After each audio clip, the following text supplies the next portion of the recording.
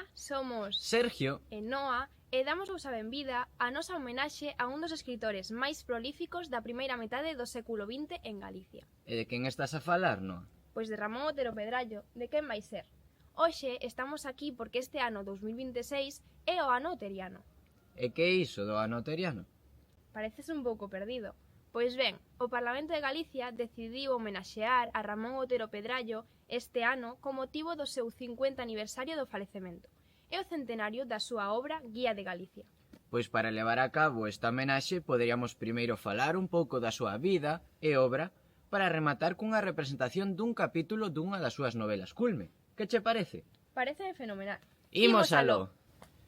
Ramón Otero Pedrallo naceu en Ourense o 5 de marzo de 1888 e finou na mesma cidade o 10 de abril de 1976. Foi xeógrafo, Escritor, profesor político... e intelectual galego, ademais de membro da Real Academia Galega e fundador da Editorial Galaxia, participando tamén no Instituto de Estudos Galegos Padre Sarmiento. E non te esquezas de que tamén foi integrante da xeración Nós e ingresou nas Irmandades da Fala no ano 1918. Nos anos 30 participou na fundación do Partido Galeguista e, tras ser represaliado nos primeiros anos do franquismo, foi pouco a pouco recuperando o seu labor intelectual e docente acadando unha cátedra na Universidade de Santiago de Compostela. Dedicou a súa vida á defensa e difusión da cultura de Galicia, outorgando especial relevancia á tradición xacobea. En 1926 realizou unha histórica peregrinación a pé dende Ourense ata Santiago, sendo a primeira do século XX polo camiño do sueste galego, co fin de reivindicar unha práctica que se cría desaparecida. O seu interese polo mundo xacobeo reflíctese en obras como Ensaio histórico sobre a cultura galega ou na súa novela A Romaría de Xelmírez. É autor dunha ampla obra narrativa, ensaística e dramática. Destaca a novela psicolóxica, onde Otero Pedrallo fai un retrato da súa época, mesmo con relatos autobiográficos. A súa mellor novela psicolóxica é Arredor de sí, onde aparece o personaxe Adrián Solovio, xa presente en obras anteriores, como un alter ego do autor, e que trata sobre a súa conversión ao galeguismo. Cultivou, asemade, o ensaio, onde destaca Historia de Galiza e Pelegrinaxes. Finalmente temos as novelas histórico-realistas, que teñen como marco a Galiza de finais do século XIX, coa crise da fidalguía que non soubo adaptarse aos novos tempos. Entre as obras desta temática destaca Os camiños da vida, a súa gran novela, na que nos centraremos un pouco máis e representaremos un dos seus capítulos. Esta obra atópase dividida en tres partes: Os señores da terra, a maorazga e o estudante. Describe a Galicia rural do século XIX mediante un enfrontamento simbólico entre dúas familias fidalgas, os Doncos e os Puga, reflectindo a crise do mundo tradicional e a chegada da modernidade.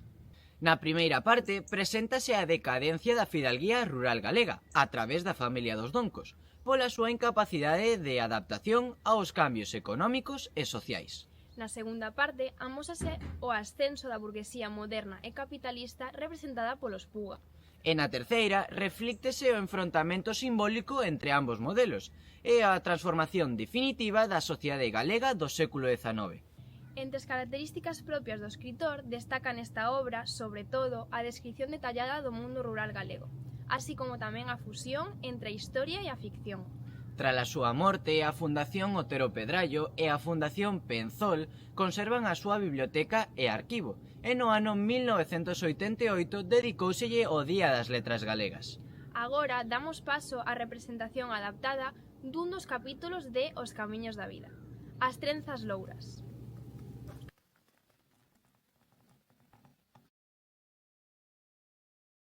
Todos os rapaces farreantes da vila pasaban con señoritos e ata algúns casados espazaban o seu pasear regulamentario coa esperanza de que saíra loura estranxeira. Mais poucas vegadas raiolaba a súa beleza na tenda do pai. Estaba guardada como un segredo.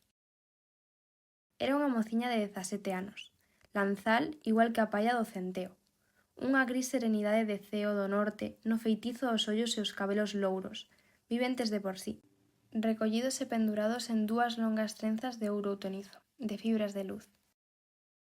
Tiña o agarimo do seu pai, e non ollaba senón dous mundos diferentes. Un anaco de praza chea alternativamente de paisanos ou señores, cuberta dun ceo azul ou neboento, e os longos paseos polo campo co seu pai, un reloxeiro da praza. O vello non explicaba como viñeran vivir tan lonxe, en Ourense. Berta medrou nun isolamento do que se daba conta. Deseguida ouvían unha fraterna na casa. Non sabemos quen son. Non se lle coñeceu nai. Será filla dun matrimonio que non é como o noso. Ela non se queixaba. Abondáballe co amor e a amizade do pai.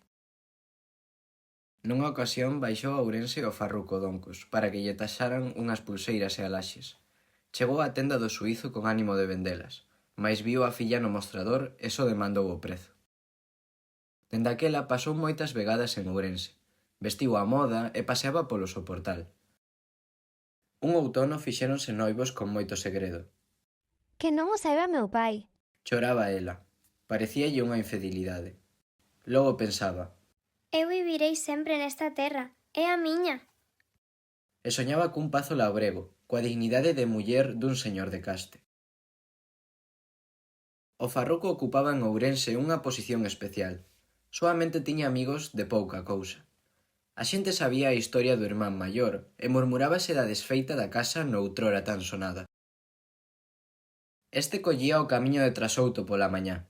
Sempre no fondo da costa parábase para botar a parva nunha casa baixa. Alí habitaban 2 ou 3 boas mozas baixo o goberno dunha vella. Unha delas, a loba, como amiga dos ladróns, colleu a don Farruco e de sopetón díxolle: E acorda, que fixeches con ela? Aínda xas pagar, ou coidas que non? Por ser soñeito dos doncos, non fuxirás aos fondos infernos. O ouvir un sermón na boca da gandaina fíxolle moita graza ao señorito, mais o tempo escarabelloulle un medo nas gorxas. Rubindo para Trasouto, ía cavilando naquelas verbas. Vanme roubar, ou matarme, porque o que é cartos... Chegado a casa, non saudaba senón a tutana. Dáballe bicos e ela chamaba ao seu fillo. As irmás, diante daquelas escenas, rosmaban polo baixo. O Farruco, na casa, collía o que podía. Culleres de prata, un reloxo orfebrado xeito antigo. A tutana, que era lista como unha lagarta, ben se decataba e deseguida corría ao seu pai para que o apuntase. El, coa súa grosa escritura de xastre, apuntaba un valor mor da realidade. Convén xuntar as probas para o día de mañá. Cavilaba, pero ao Farruco deseguida se lle ían os cartos na xogueta, e entón todo era fuxir cos cartos que se puideran arrepañar. Polo día saía soamente polo serán para roldar a linda reloxeira. Pola noite acendíanse os farois, e se había enterro, a xente acudía con velas á igrexa onde estaba depositado o cadáver. As noites de enterro un medo corría arrepiante pola vila. Só nalgún salonciño, nalgunha tertulia do Cansino, rían espíritos fortes. Deste xeito ía decorrendo o seu vivir. Só tiña mentes fortes dunha cousa, que as irmás se convenceran de que o maorazgo estaba morto xa, para se quedar el co pazo. Despachar con calquera cousa a tutana, mais entrementres non lle conveña rifar con ela. Aproveitou algunhas tempadas do seu vivir en Ourense para consultar os abogados. Non ten volta. Ti és o maorazgo. A cousa próbase de seguida. O Farruco firmaba con ledicia, coidando que con aquel papel tiña agarrada a herdanza enteira, e voltaba ás súas farras ou a roldar a Berta. Berta vía nel un señorito de boa caste, desfeito polo vivir dos pazos. Sobre todo cuidaba diante dela de non mostrar aquel medo que na casa dos doncos corría polo sangue e fedía pálidas as facianas. Ela coidaba que un fidalgo ser mozo latexaba por debaixo das maneiras dun señoritiño mimado da aldea e teimaba salvalo. O Farruco atopábase desarmado pola noiva. Ela quería dar un senso ao vivir sen obxecto. Ata lle procuraba libros que el gardaba teimando golosamente a topar nas páxinas un cheiro da pel branca que o adoecía de desexos. Pensou en roubala a viva forza. Iríamos para Trasouto. Alí pechada nas salas non terá máis remedio que inclinar a miña vontade.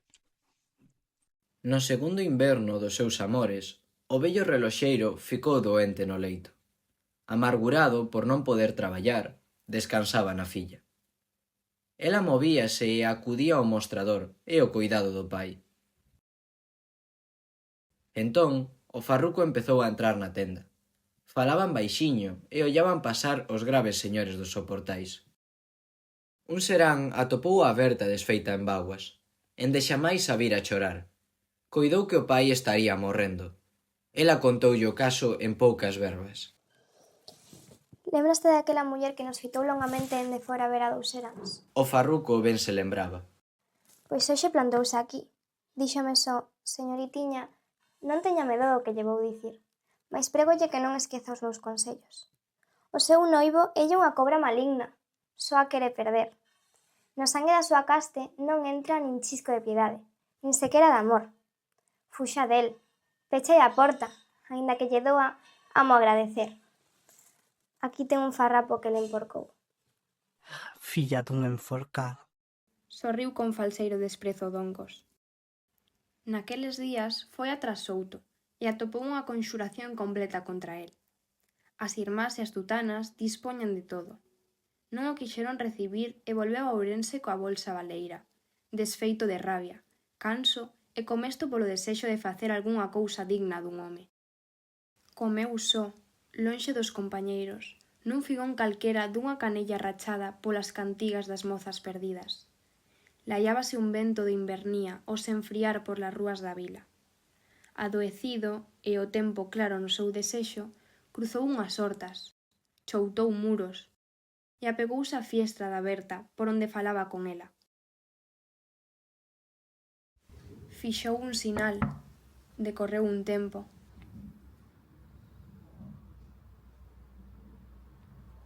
Outro sinal. Por fin, na fiestra xurdiu a claridade das trenzas.